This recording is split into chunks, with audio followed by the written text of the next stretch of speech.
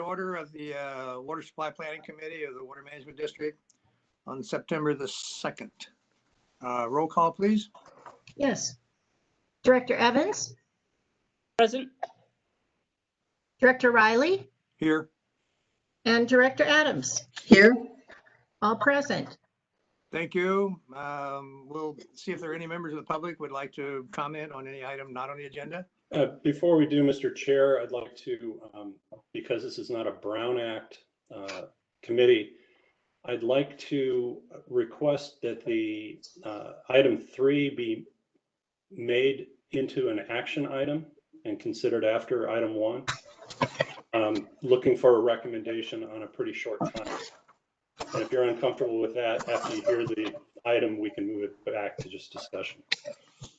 No, let's move it up to the second item under action. And if there's any discussion, we can just take action or not. Very good. Okay. All right. So the agenda has been adjusted that way. So anyway, now back to the comments from the public. We now have an action item that we didn't have before, but any raised hands, Arlene? I see no raised hands. Okay, we'll bring it back to the committee. So let's just move through the agenda. The first action item is the adoption of the August 3rd minutes. Any comments or questions from the committee?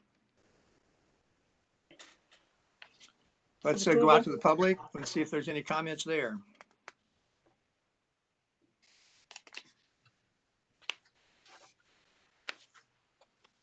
What's the appropriate amount of time to wait for a raised hand? About 5 seconds, 10 seconds? Okay, no raised hands. We just give them a few moments, but I see no raised hands.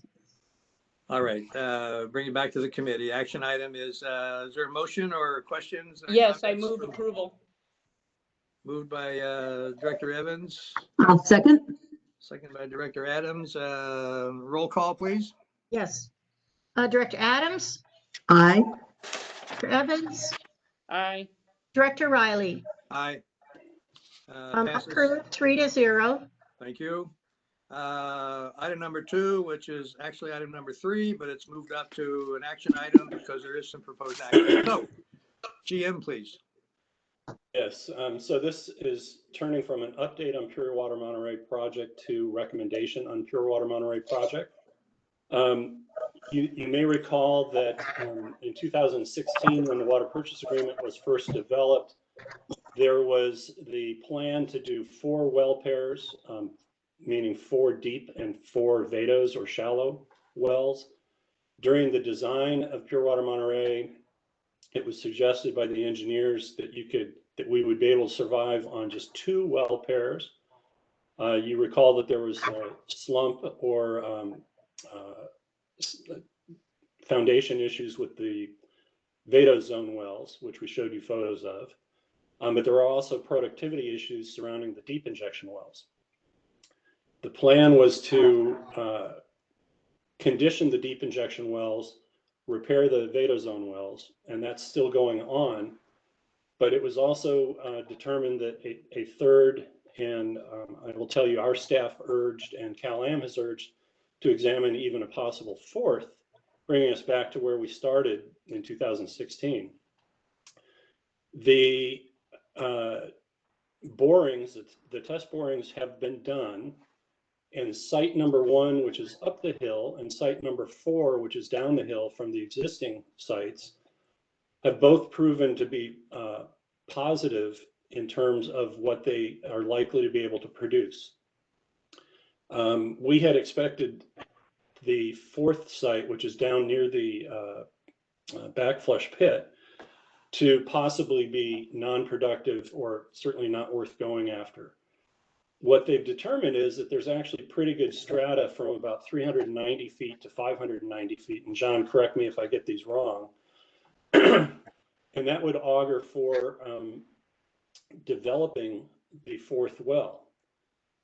Cal-Am has publicly spoken in favor of that. And on Monday night, the Monterey One Water Board directed them to examine design and pursue a fourth well if the district was willing to move its budgeted money for the third well towards the fourth well.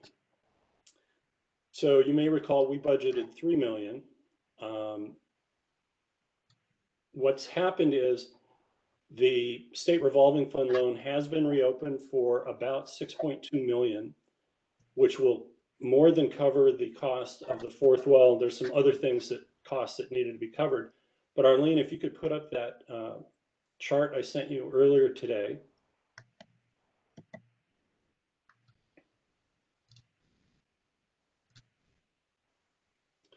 And while she's doing that, I just wanted to mention, or I did mention, that this just kind of came at us from Monday night with the recommendation of the Monterey One Water Board. So here you can see, probably not too easily, I don't know if it can be blown up a little bit, is a very cursory budget from Kennedy Jenks Engineers for Deep Injection Well 3 and Deep Injection Well 4. You can see the budget for Deep Injection Well 3 is 4.3 million, and for the fourth well, 3.7 million. And this includes construction, conditioning, design, bid support, and engineering services during construction, as well as construction management. The bid packets for the third well are expected to go out on the street on the 8th of September. We're meeting, of course, today. Our AdCom meets on the 15th. So I've requested improved numbers, kind of the final numbers, by the 11th, so we can get those into the AdCom packet for their review. And then our board meets on the 21st, which would mean a board packet going out on or about the 17th. What Monterey One Water intends to do, and Maureen is on, and she's on top of all of this, is to send out an amendment to the bid packet on or about the 24th of September, which would include the fourth well. And so then the bidders would be expected to bid on the combination. If our board acts by the 21st, then we will know that the financing is certain, which would allow the fourth well bidding to go forward. In speaking to Paul Shudo today, I expressed our concern that we had only budgeted $3 million. We do realize this will be over 2 fiscal years, so we would have the opportunity to increase our budget or allocate a portion of our budget into the next fiscal year or correct it at the mid-year budget process. But Paul also indicated to get closer to our budget, they hope to look at covering some of the construction management, engineering services during construction and commissioning with the state revolving fund loan. We would be putting pay-as-you-go money in and making a decision later whether we would try to amortize the cost of our investment in the water rates going forward, or if, and we had talked about this many years ago when we first got started, that occasionally we'd make a capital investment in something just to keep the cost of water down on a pay-as-you-go basis.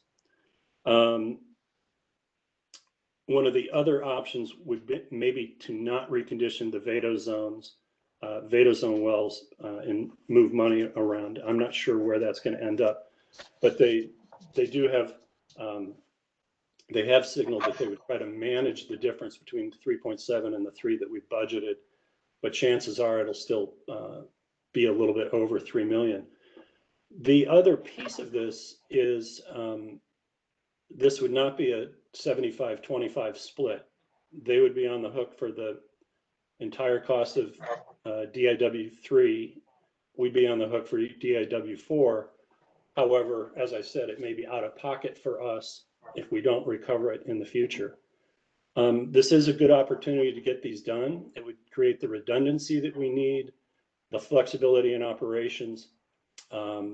It would just, it would really round the project out. So I'm asking if the committee feels comfortable enough in recommending that we pursue the fourth well under district budgeting, with whatever help we can get from Monterey One Water. It is much more parity that we're not, for a change, being asked to do 75% of the investment, which I think goes in a direction that several of the board members have been looking for. And I think it completes the project. John and Maureen, I don't know if you want to weigh in on this and correct anything I've gotten wrong, but that's kind of where we're at right now. And I just felt that it would be an opportunity to get it in front of you on kind of short notice here, right after the M1W approval, but with enough lead time that we can do it in a more orderly fashion with AdCom and the full board.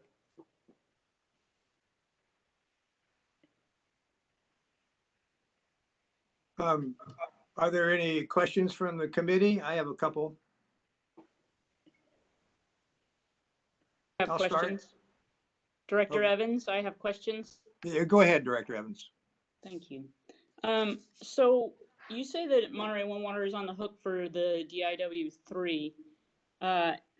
So are they on the hook for the entire loan? Yeah, they are, but it's a loan, you know, and it's a 1%, Sure. and it's a 1% loan. Originally, we passed a resolution, actually before they did, agreeing that we would be willing to pursue the loan or co-borrow. And in the end, they are on the hook to the state from their general resources, and we are not. We still have an agreement where we committed that if, if Cal-Am went belly up or failed to pay, then we would step in with our water supply charge and continue to pay, so the loan would be paid. But that's a different kind of risk. So yeah, Monterey One Water is on the hook solely for the state revolving fund loan. Okay. Next question is, so is DIW3 one well or a pair of wells? Right. That's a great question. So we've moved away from the pair concept for two reasons. One is we realized early on that we weren't getting much productivity from Veda Zone well number 1. We had that subsidence problem with number 2, but in terms of getting the most water in the ground, the deep wells far outperform the shallow wells. Okay. These numbers that we have in front of us, you said they're from Kennedy Jenks, the engineering company. Yep. Is that the same engineering company that value engineered these out? John, you can speak to that. You were in the room. Was it at their suggestion, or was it Todd Groundwater? It was a decision between Kennedy Jenks and Todd, and the as you mentioned, Dave, before, it was not really a value engineering team, but more of a value engineering meeting between all of the people that were involved in the project. And so it was a group decision and recommended from the consultants to Monterey One that to get the best value, you could remove 2 of the well sets, and thus, but that you would be relying on 2 wells for your firm capacity, which the district said 3 wells would be a better idea, but we were outvoted. Right. So the company that said we didn't need the wells is now the one providing the cost on the wells. And will they be doing the engineering for them as well? Yeah, they've done the design work. So I understand what you're implying, and yeah. I don't have to imply. Yeah, we'll say it outright that they're gonna get to double dip. If they've already designed it, then they decided to take it out, and now they're putting it back in under a new design. I don't believe that that's great value for the money, but there, I said it. Yeah. And then, so you said the bids will go out on September 8th. Is that the advertisement that will go out on the 8th, or the bids will be received on the 8th? Maureen? The first advertisement will go out on the 8th. And we'll receive bids, I believe, October 15th. It's around October 15th. Maureen, can you turn your volume up a little? Again? Or shout?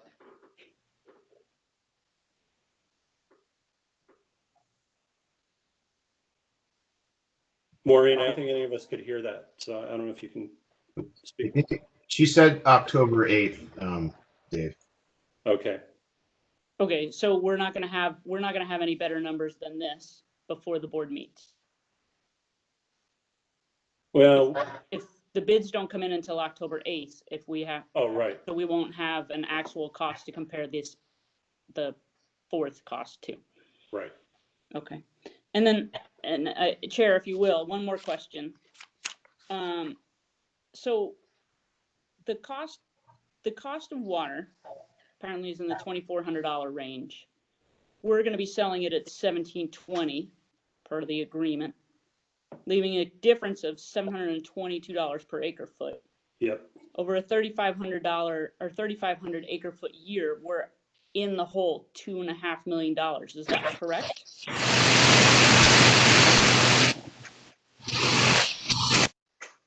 Well, there's actually two holes, possibly three, and let me explain. So there's another advice letter that is to be filed. We're on a call about it last week. I'm expecting it to get filed relatively soon, but it's a 30 to 60 day process. So we're going to have a period of time where we are paying $2,442 per acre foot and receiving $1,720. So that's the hole that the district is going to foot for it could be 2, it could be 3 months. Then when we do the true up in a subsequent budget year, we will take that hole and put it back into rates and recover it in a following year or two. The actual cost with the expansion or the reopening of the state revolving fund is actually about $2,508. So Monterey One Water is picking up the difference between those two.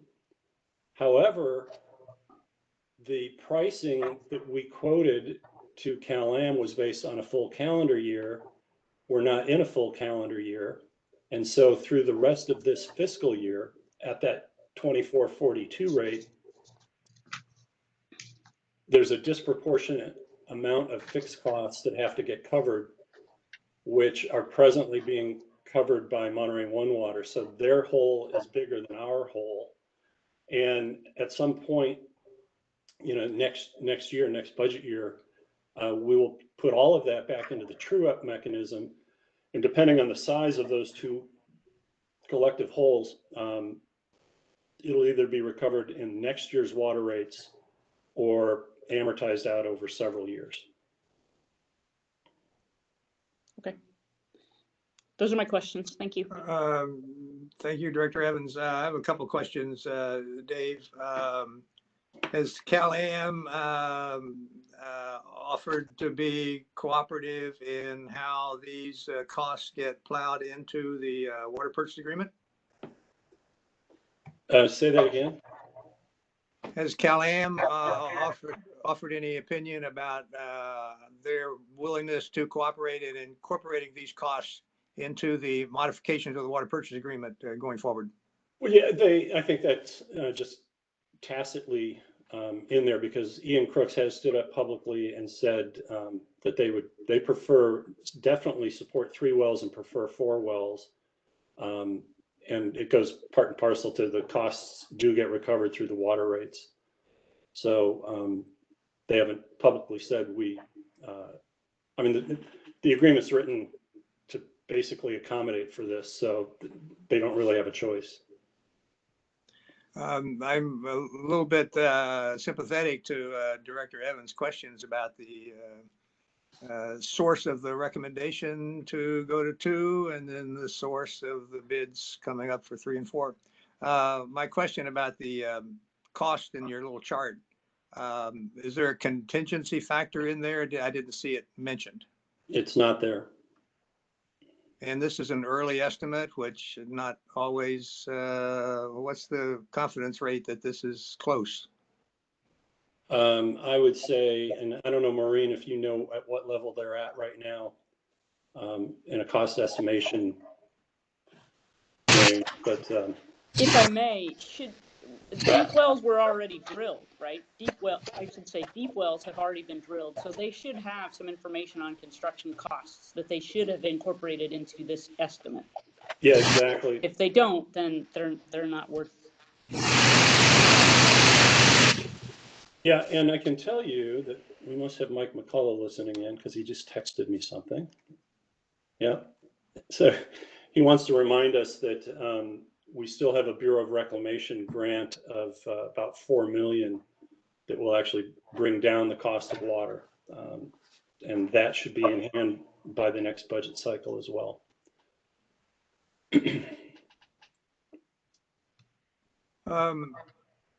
Director Adams, do you have any questions? I just one, I don't even know if this is pertinent, but should the county pass a moratorium on new wells built? This would have nothing, we would not have to be worried about that. Could somebody mute their mic? Do you hear this? A lot of negative, a lot of feedback. Yeah, agreed. John, you heard that comment by Supervisor Adams? Yes, I believe that there would be a moratorium on water supply wells, which these would not qualify. They would be injection of highly treated water. And so we would, however, we will have to, however, if new wells are drilled, we'll have to modify the ordinance that the board put in place for the moratorium of drilling wells associated with this project. So that will be something that we'll have to revisit once it's clear the path forward. But as far as the county, it would not affect these wells. Good, thank you for that. Keep in mind that the pure water expansion supplemental EIR did envision up to 4 additional production wells. And so, and it could be either with desal or with pure water expansion, but there may be need for additional well capacity in the Seaside Basin to produce all this water that's now being produced by pure water and ASR injection and so forth. So if that happens, I'm not sure how that gets affected by the county's ordinance. So when there's a draft county ordinance going around, we'll probably want to weigh in on that.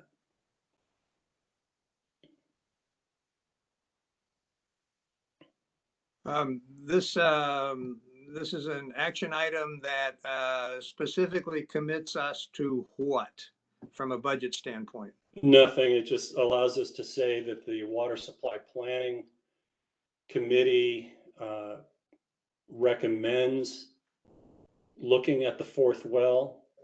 The final say on budget will be at the board level. You know, hopefully we get some better numbers by the administrative committee. So we're looking to the 11th on that. But I think we're also trading off. These are all very good questions with respect to how strongly do we believe in early budget. You know, we've been through several construction programs and seemingly they all come in over budget lately. We've done one pretty close to budget because Maureen's a tough taskmaster. But nevertheless, you know, we only budgeted $3 million. So the question really is going to be, if it ends up at 3.7 and we don't get any additional help from Monterey One Water in terms of, you know, construction management and what have you, are we willing to go that next step, which is add the remainder in, you know, a future budget adjustment?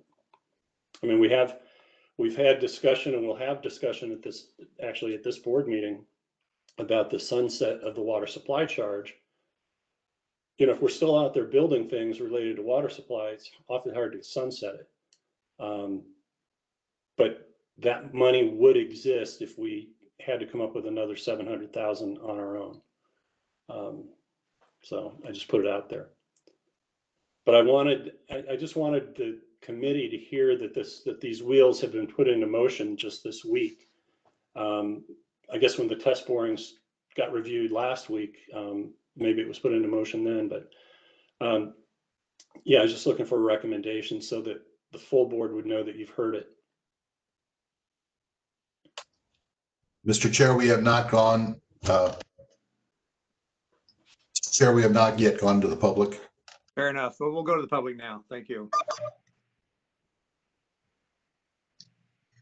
If you would like to comment, please press *9 on your phone or use your raised hand icon.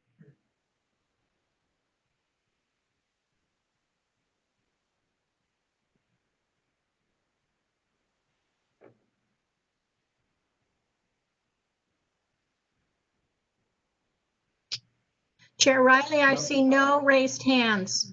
Okay, we'll bring it back. Was that the public or was that me? Yeah, I see no raised hands, sir. Okay, thank you. Well, we'll bring it back to the committee.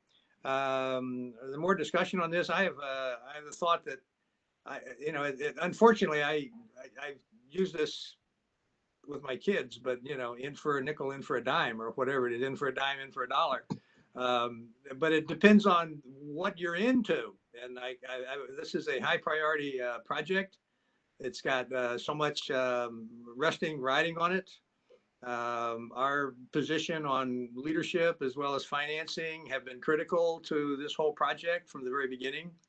I'm a little sympathetic though, and I'm concerned that Director Evans' questions about we get tied to certain providers and they may or may not perform quite to the level that we would hope. I'm not sure that just putting in a contingency factor kind of covers all those sins. I don't call them sins necessarily, but judgments. But I'm uncomfortable with the same contractor coming back after having misjudged on some factor ahead of that. But I do think the outcome that we're looking for is critical to where we're going, and I think we need to get there.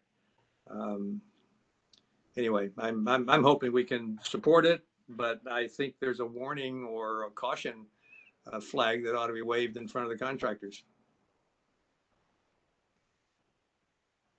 I do have a question. You're muted, Dave, but yeah, Mary, go ahead. Thank you. So, but we have no choice, do we?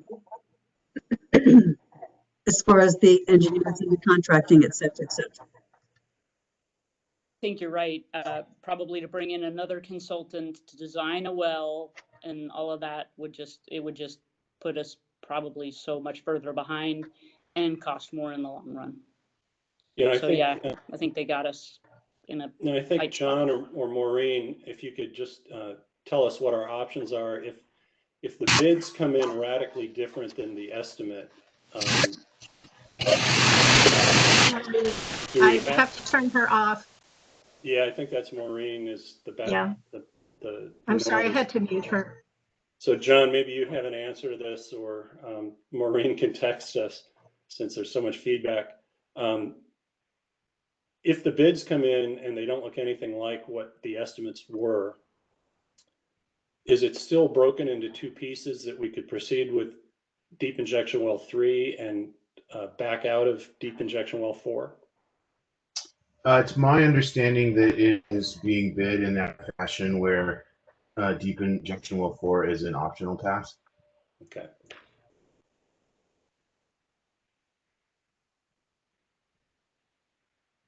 Well, maybe our options are more in when we get bids, how hard do we negotiate, to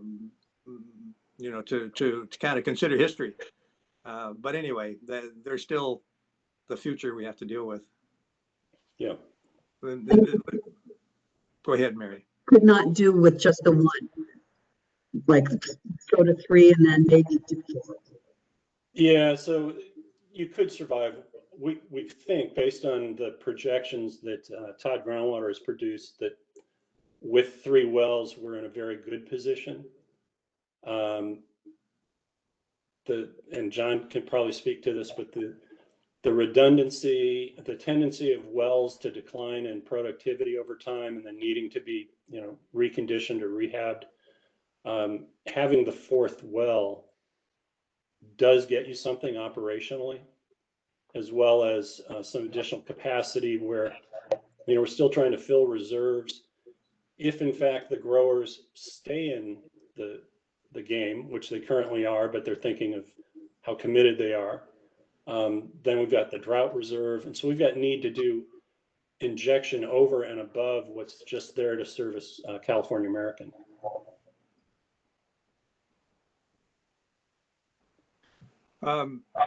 So this is an action item. The recommendation is to forward this to the admin committee, or recommendation is to approve it and forward it to the admin committee? You do not have approval authority for this, so it's a Right. recommendation only. You can recommend both to the admin committee and you can recommend to the board. Yeah, it's more a matter of a recommendation to pursue a fourth well as part of the overall strategy of Pure Water Monterey. At an approximate budget that the board will see on the 21st. Dave, what if the fourth well is in place and then pure water expansion also gets approved? Is that the fourth well, injection well, usable for pure water expansion? Yeah, all the wells. So even though we put several wells and well locations in the SEIR, all of the wells would be available throughout the area. And maybe at that point, if it ever gets to that point, you might be looking at, one of the 4 deep wells serving the original project will also be kind of the overflow well for an expansion or something like that. So maybe reduce the number of wells or the types of wells required for the expansion, as I said, if we ever got there. So would you go over the dates again, but tie in the Coastal Commission date? Yes. So, and John, did I misunderstand? Is there a bid packet? You said October 8th? I was told September 8th. Well, I think it goes out September 8th. That's right. Okay. Then we have the administrative committee meeting on the 15th. So a few days before that, the packet needs to be together.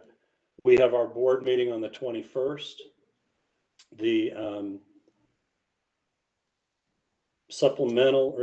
the amendment to the bid packet is scheduled to go out roughly the 24th. The Coastal Commission hearing is the 17th.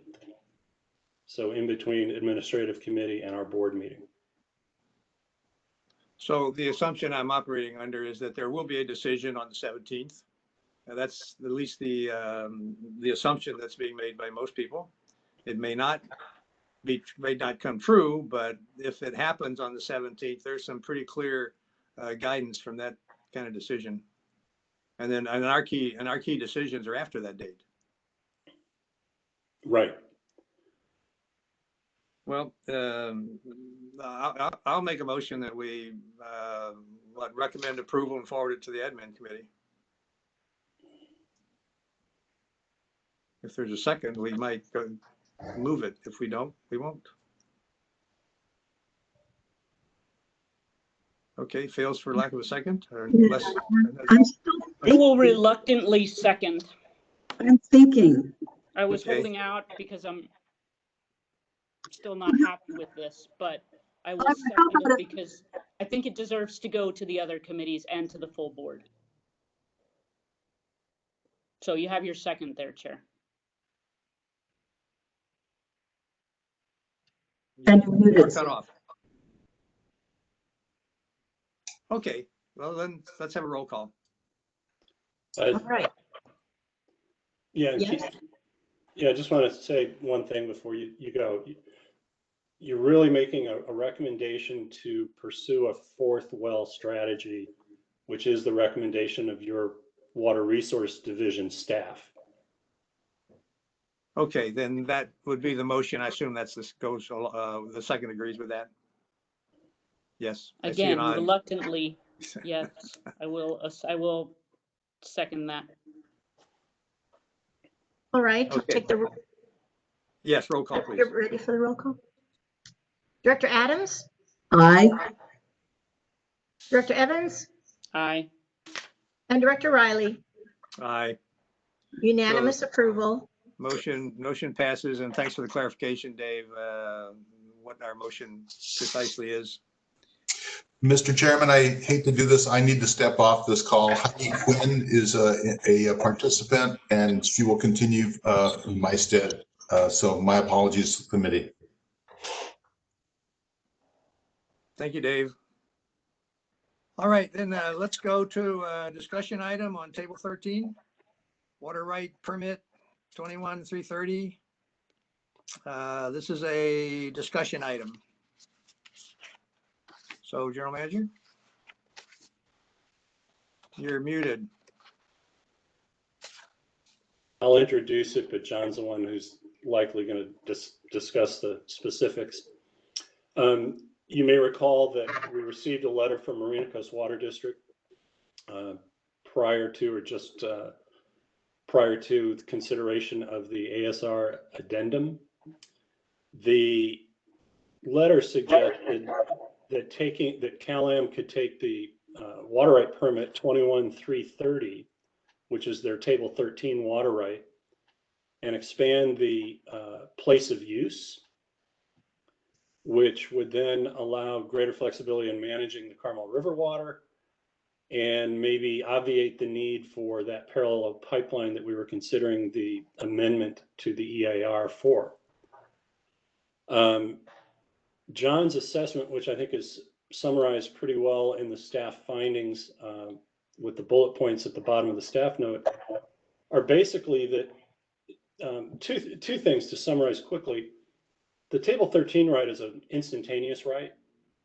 You're using it to meet current demand, whereas ASR is storage. You're using that in a post-CDO world to build up a reservoir behind a dam. It's just the dam is the groundwater aquifer. So using table 13 water in lieu of getting full value out of your ASR water right might be doable on an instantaneous basis, but it would tend to reduce the amount of stored water in that same season. Second of all, the remaining right on the Carmel River that Cal-Am will have, their legal right, which is 3,376 acre feet, still needs to be used, and their preference from an environmental stewardship standpoint is to try to avoid using that in the summer months when the river is already under stress, even at reduced pumping levels. But if you end up leveraging more table 13 right in the winters, you're going to end up pushing that 3376 more into the summer in a period where you don't really want to use it. So I'm not sure it really does what Marina Coast thought it would do. But John, if you want to weigh in and elaborate kind of your vision of what it kind of what corner it would paint us into. I think there's two things, and I don't know if Chris Cook is on. Yeah, okay. Chris Cook just texted, and he said, and he and I had spoken. He said he had a few things to say. So if it's okay with Chair, I would go and then cede to Chris. Okay, great. Dave is correct in the assessment that the table 13 right is an instantaneous right. So in order to change it, you would need to change the place of use and your instantaneous diversion. Those would take 2 petitions for changes at the board and would likely take 3 to 5 years to complete.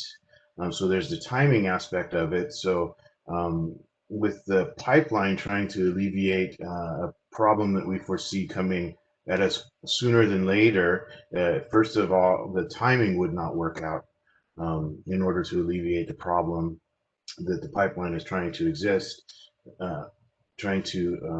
address. And then second, in order to pump the Pure Water Monterey water, we need to move into pumping it in April. And so water needs to move from north to south in order to recover that water, in order to consume all of that water, the full 3,500 and not leave water in the ground, which is the preference. CalAm has indicated is their preference to move on to producing that water. So you still do not alleviate the constraint of the system that water would need to be moving two directions at one time during those months. So if you have a late ASR season, you will not be able to capture that water because you'll be moving into producing of pure water Monterey. So switching the water right leaves ASR water on the table, if you will, or in the ocean, and the producing of the 3376 of legal right on the river is still an important part of our water supply portfolio on the peninsula, and will need to be produced at some point in time to meet demand. So if it's planned, it's said in testimony at the PUC that CalAm was going to run 1 million gallons a day through the Begonia iron removal plant in order, that's the lowest flow to keep all the filters running and keep the plant functional. And then for 6 months of the year, the summer months, and then in the winter months when the flow is higher, we produce the shoulders of those 3376 in order to meet demand. So if the demand in the winter time when flows are high is being met by table 13 for the entire system, you're not consuming the 3376, and thus that would then be pushed into the summer months. So this would intensify pumping on the river in the summer months, which has been the goal, to move pumping off the river. So it has that effect as well. And if you move forward with the table 13 and you filed a petition for change, that opens a protest period, which we would likely receive protests from fisheries and environmental groups that would point to the fact that this is going to be intensifying production off the river once we find a water solution here. So that would likely push it more towards the 5-year time frame of changing the water right than the 3-year time frame, because in order to change it, we would have to find resolution to any of those protests. So that's pretty much all I have. If there's questions on that, I'd take them, or I would pass to Chris. Chris, want to comment? Please do.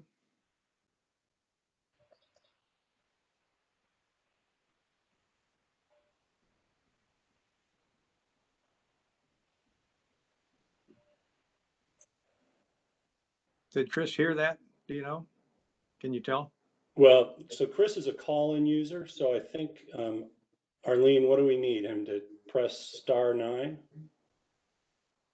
I was muted, excuse me. Chris, could you please press *9 on your phone? Then I'd be able to identify you, and you could make your comment. At this point, I can't identify which caller you are.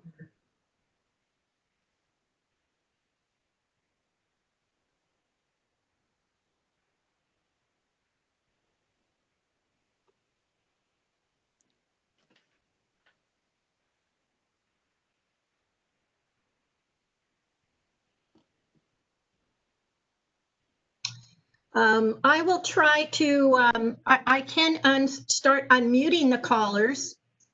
So I think I'll try that since, let me try that. Okay, I've just unmuted a caller here. Hello, Chris. Excellent. All right, Chris, please proceed. Yeah, absolutely. I tried the *9, but I guess it didn't work. Yeah, no, I think that Dave and John did an excellent job summarizing. I mean, to put it concisely, I mean, as everyone knows, Table 13 is for excess flows during the Carmel River alluvial aquifer. And if we tried to expand the region with the end result being more water being used during the summer, that's something that we've said publicly. We're trying to do the exact opposite, where we're trying to reduce pumping during the summer. And I think it would open up a lot of legal and other challenges if, we started trying to use additional ways to pump more water from the summer than what we have proposed. So I just don't see that as a viable suggestion we can make, nor do I think that state water Resources Control Board would make that amendment to the Table 13 permit. So I think that's all that I had to add. I think that the rest of it was a good summary. So thanks. Thank you, Chris. This is regardless of which way we go, either we drop the subject here or we pursue it in a slow walk. If we pursued it at all, this is a long range issue of sorts anyway, isn't it? If there's a way to make the system more flexible, I'm looking at flexible as opposed to actual production cycles, summer, winter, and volume. But if the system is more flexible, and that is some advantage, then I just haven't heard anything about that. I've heard about the summer winter changes or restrictions, and I'm not sure if I heard any volume numbers that would be important here. But what is the volume of Table 13 approximately?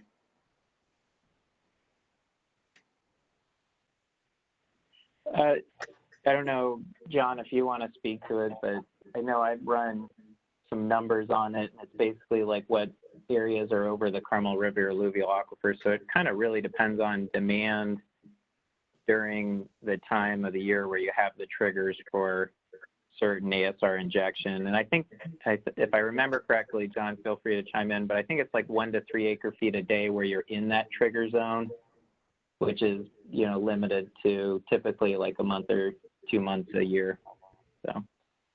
So we may be talking 100 acre feet, more or less. No. Yes. Yeah, go ahead. Go ahead, John. It's more. Director Riley, it's related to the in-stream flow requirements, and it has the same restrictions as our ASR permit, and it is right now currently to be consumed in the Carmel Valley or the city of Carmel, and it is an average of 3.25 acre feet a day when you meet your in-stream flow requirements. So if you're having an average of 60 operational days a year, take this 60 and multiply it by 3.25. But if you only had 20 operational days, you could only consume 20 times 3.25. So it's largely variable. Okay, well, I'm just for me, it seemed like it's a marginal water supply option, and it's maybe more complicated than I thought about how it might even work. But you're suggesting that it's not going to work very well. Anyway, I may want to pursue this again, but really not anymore today. And thank you for all the information, because I learned a lot and I still learning. Director Adams? Thank you. So, what I've heard you say then is you do not think that the state, just to Chris, you do not think that the state water board would even support something like this? No, I mean, there's a lot behind this, but absolutely, I don't think that they would consider it. That's my personal take on it, and I feel pretty confident about that. Okay. And I mean, you can feel free to ask others, but that's definitely how you see it. I feel pretty certain on that. Yeah, and I tend to agree with Chris, because when you look at the origination of where this came from, and I know that this committee got a little tutorial on Table 13 several months ago, but Table 13 is a table that is derived from water right holders along the Carmel River. And so its place of birth is really in the Carmel River. So trying to make it an appropriative right that can go anywhere in the system, including Pacific Grove and Monterey, kind of works against its pedigree, if you will. Works against Callahan's pedigree? No, it works against the table water rights. Got it. Okay. And as far as Monterey, Marine Coast Water asking us to do this, it would be Cal-Am that would have to pursue this to the State Water Resources Board. Is that correct? Yes. So I feel like I'm hearing the answer without any question. Okay, thank you.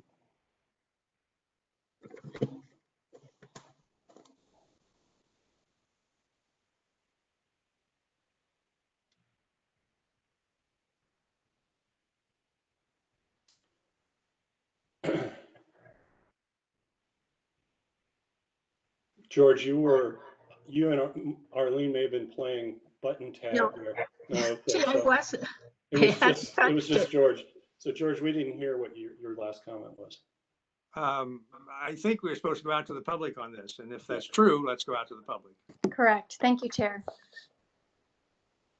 All right, I see one raised hand. I'll just mention again, if you do want to comment, press *9 on your phone or use the raised hand icon. Just a moment and I will get the timer up. And Mr. Masuda, I'll unmute you in just a moment.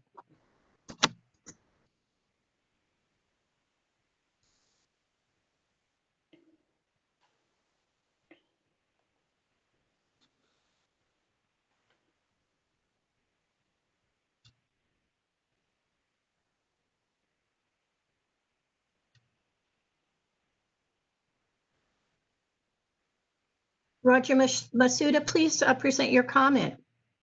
Okay, my name is Roger Masuda. I'm General Counsel for Marina Coast Water District.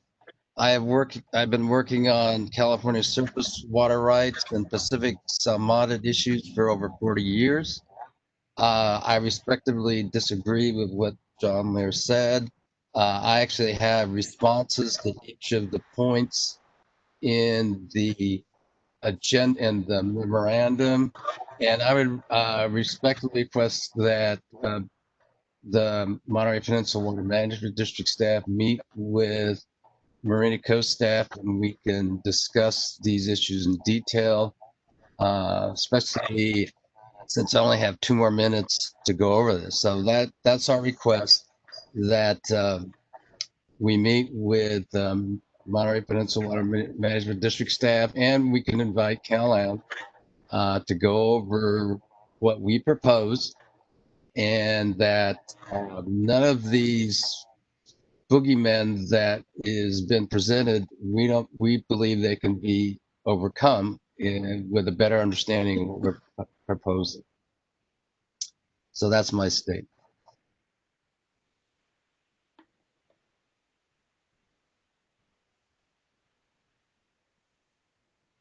Okay. Thank you, Mr. Masuda. Any other members of the public? I see no other raised hands. Okay, good. We'll bring it back to the committee.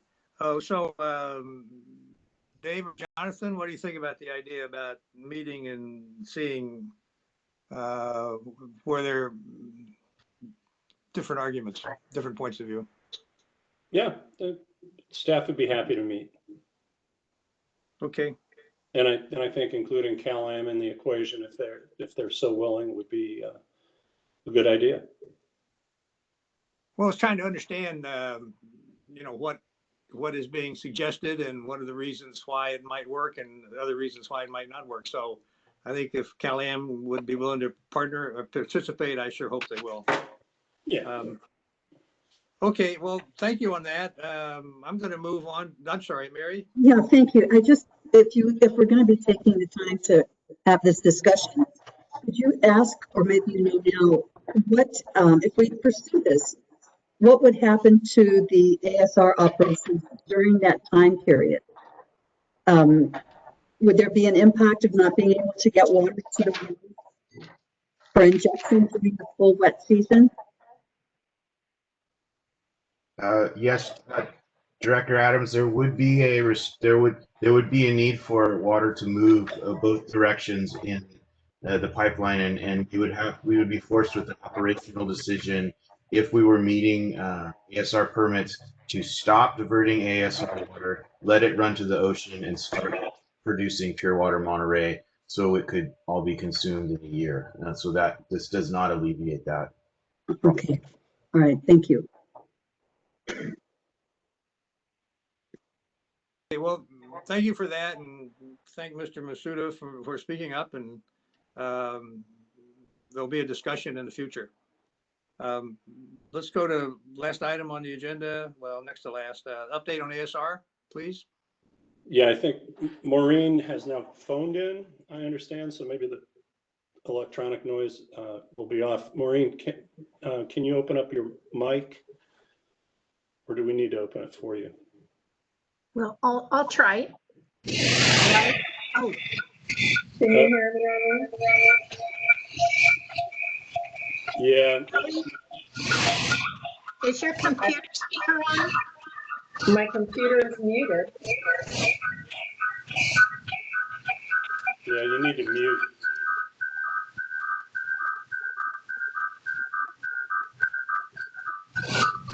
John will text her. Go ahead and silence her, Arlene.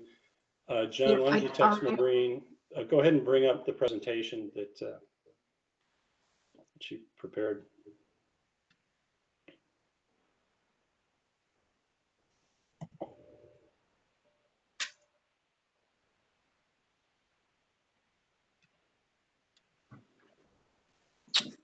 Okay, we can go to the next slide, Arlene.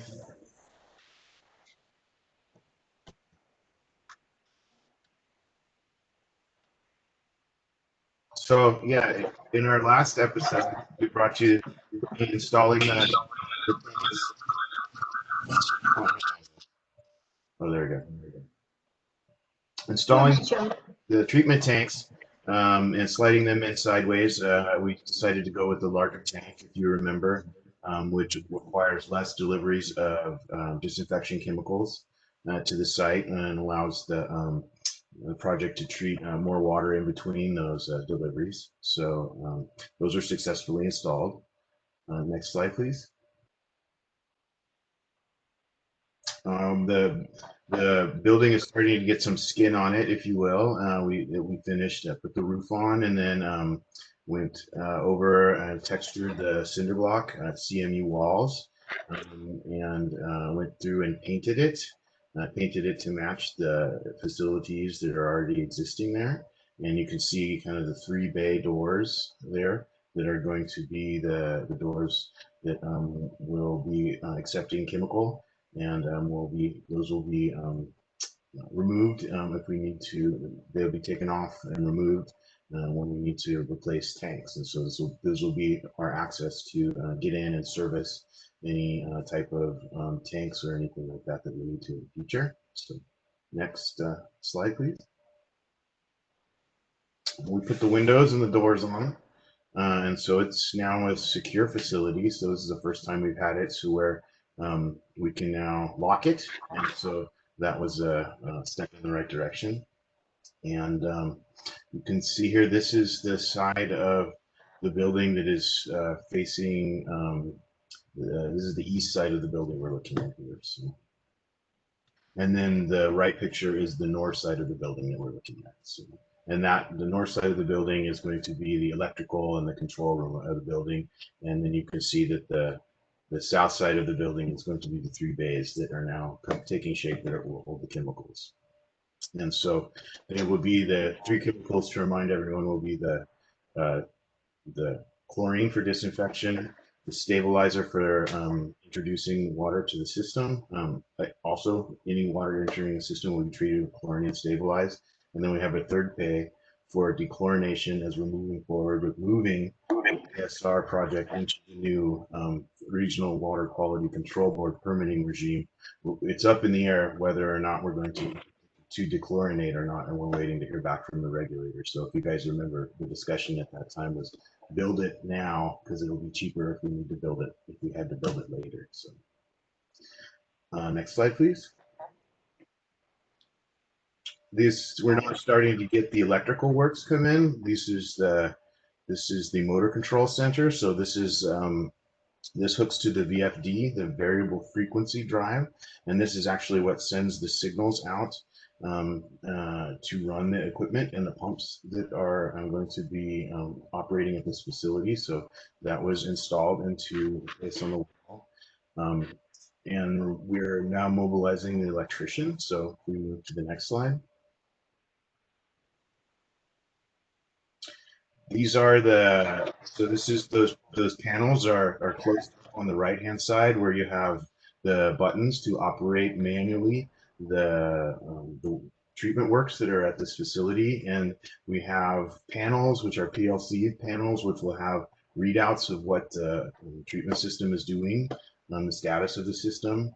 This is also the PLCs will feed into the SCADA, which will come at the next step, which will then feed back into the CalAm system. And so on the left picture, we have the PLCs and analyzers. And so these are the slipstream of the water. We'll go through these and be analyzed, and it will adjust the dosing levels for chlorine and or any type of other treatment that we're doing at that facility. So this is all kind of the electronic feedback loop and control system that you're seeing going in here. So next slide, please. These are the day tanks, and this is where in the transfer station. So this is where the large tanks that are filled from the chemical trucks will come, and then they will transfer water out of the large tanks into these smaller tanks, and these smaller tanks are used to feed through. If you look at the orange boxes in the right-hand picture, those are the actual pumps. So those are the physical pumps that pump water or pump the chemicals into the water from the chemical tanks. And then these are kind of the control systems that you see that go with this. And so this was the next step in building the treatment facility. And then these all hook back into the control systems that you were seeing in the previous slides. So next slide, please. And then we're finishing up the outside, and we're putting in the sidewalks and the gutters and the curbs. And I think yesterday we poured asphalt at the site, or concrete at the site. And so this is as it's coming together and starting to look more like a put together site.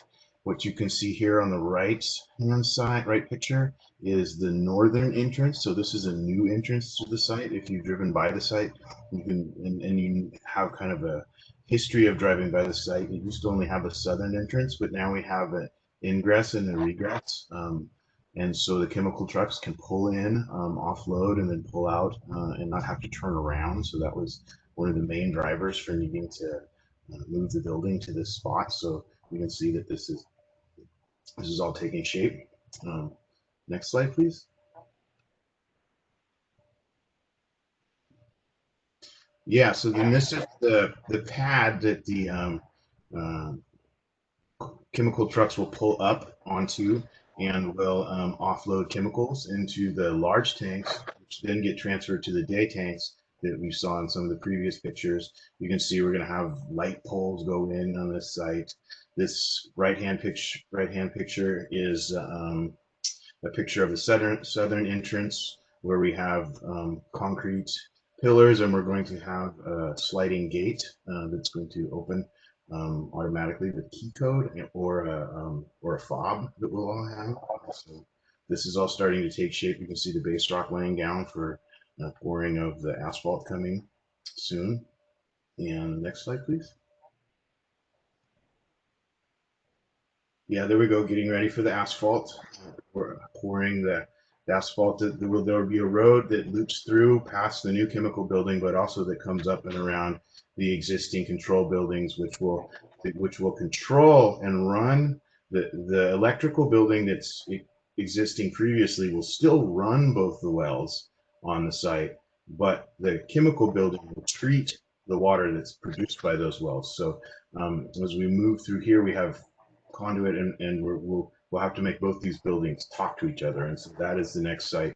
That's the phase we're going into in bringing CalAm in their SCADA contractors, and we're starting to have additional meetings along with the construction meetings in the integration of all these sites, including Seaside Middle School site as well. So next slide, please. There's not one. So that is my interpretation of Maureen's presentation.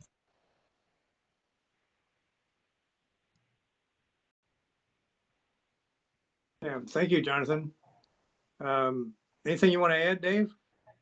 No, it's really quite a scene. It's really coming together. I only wish that we could get the facilities tours together, because you need to come see the Sleepy Hollow fish rearing facility and this facility, and some of the old facilities that new directors have never seen. So hopefully things get better in the spring. But I've been out there a couple of times, and it's just remarkable week to week the number of things that have changed. And Marine's been doing a great job of project management. There have been a couple of COVID issues with the contractor. We got formal notification a couple days ago over a COVID case. We're about a month behind. And I think Cal-Am wanted to get in there and work on SCADA in mid-July. And here we are, first week of September, but it's almost there.